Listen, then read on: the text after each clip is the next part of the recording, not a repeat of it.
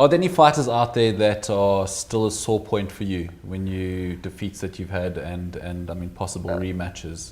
There's definitely one fight out there. My 2 losses on my record are actually from the same opponent. It was very early in my career when I feel I was still a kickboxer, just kind of dabbling in mixed martial arts. And I didn't have a lot of wrestling and grappling experience. And at that time, I thought nothing of records, because in kickboxing and Muay Thai, you just fight. I don't actually know what my record is. But in MMA, it's quite different because your value as an athlete is directly affected by your record. So that is a sore point because I feel that with a little bit more training and a little bit of more experience. Are you going to give us his name? He's a Chinese guy, Juma Bieka. He did move into the UFC for a short stint. He didn't do too well, but that is one fight that I would like, in the future, and I'd like to have a chance to redeem myself at some point. Okay.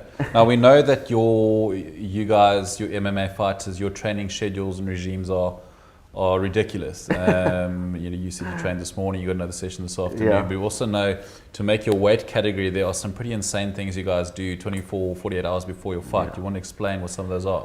The training is the hard part. The training and the weight cut is the hard part. The fight is actually the easy part. I'm always looking forward to the fight because I know once the fight arrives, the hard work is done.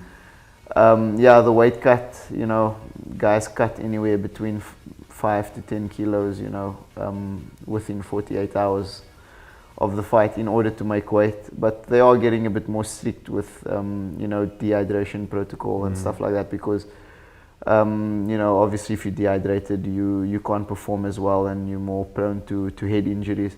So they are becoming more strict with the amount of weight that the guys can cut. But, anything from training in the sauna, wearing sweatsuits and going for a bike ride or taking a warm salt bath. These are all techniques that guys use to cut those last couple of kilos. And and obviously, eating. No food, no water. Obviously, depending on how far you are from your weight class. Yeah. But that's all on an empty stomach. Jeez. On that note, final question. Do you fight during Ramadan, or what do you?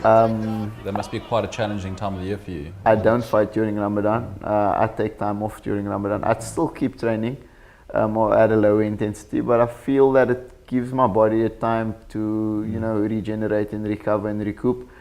And I find it's worked well for me over the last couple of years just to take that month off and, I have less impact and just work on maybe my strength or, do stuff at a less intense pace and then come back stronger after that.